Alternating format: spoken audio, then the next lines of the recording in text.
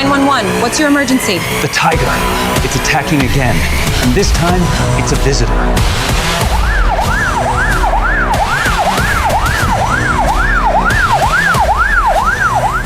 Have you ever wondered what drives a person to risk their life? Just to feel one with nature? On a quiet afternoon in New York City, a young man's fascination with tigers turned into a horrifying reality. What began as a peaceful zoo visit would soon become one of the most shocking wildlife incidents ever recorded. This is the true story of David Villalobos, the man who jumped into a tiger's den to meet his destiny. But before we dive in, welcome to Animal Quest HQ, where we bring you real stories of nature's power, courage, and tragedy.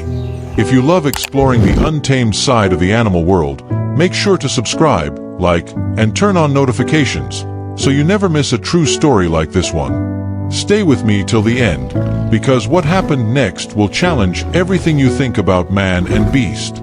It was September 21st, 2012, a beautiful Friday at the Bronx Zoo. Families laughed, children pointed at elephants, and the monorail carried visitors peacefully above the Wild Asia exhibit. Among them sat David Villalobos, a quiet 25-year-old from Mahopac, New York. To others, he looked like any other zoo guest, calm, observant, maybe even a little shy. But deep inside, something was stirring. David wasn't there for fun. He wasn't there to watch animals from a safe distance. He came with a purpose, a spiritual mission, as he later called it, to connect with the tiger on a deeper, almost mystical level. He believed that nature was pure, and humans had lost touch with that purity. He wanted to feel it, directly, but no one around him knew what was about to happen next. As the monorail passed over the Siberian tiger enclosure, David stood up. Witnesses thought he dropped something. Then, before anyone could react, he jumped. 17 feet. A straight drop into a tiger's territory. Gasps erupted from the train. People screamed. The driver slammed the emergency brake. But it was too late. Down below, the tiger, Bashuta, an 11-year-old male weighing nearly 400 pounds, turned his head. A stranger had entered his domain. Bashuta moved slowly at first, curious. Then his instincts took over. He charged. In seconds, the massive tiger pounced, knocking David to the ground. Claws tore through skin. Jaws locked around his arm, his back, his leg. People on the monorail screamed in horror, frozen. Zoo staff rushed to the scene, trying to distract Bashuta, banging on gates, throwing objects, yelling, but nothing could stop a 400-pound predator. For 10 long minutes, the tiger mauled him. David fought, not to escape, but to survive.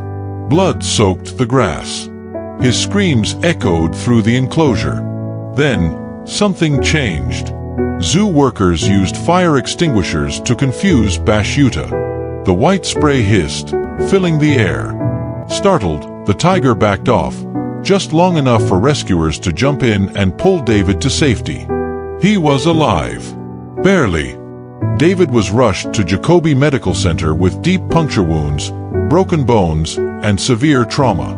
Doctors called it a miracle. He had been bitten multiple times in the head, arms, and legs, but he survived. When investigators later questioned him, David said something that stunned everyone. "I wanted to be one with the tiger."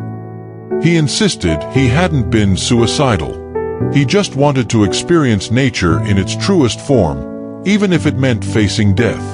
The zoo refused to euthanize Bashuta. They said, the tiger did nothing wrong. He was only being a tiger. David was later charged with trespassing, but his story raised deeper questions. Where is the line between love for animals and dangerous obsession?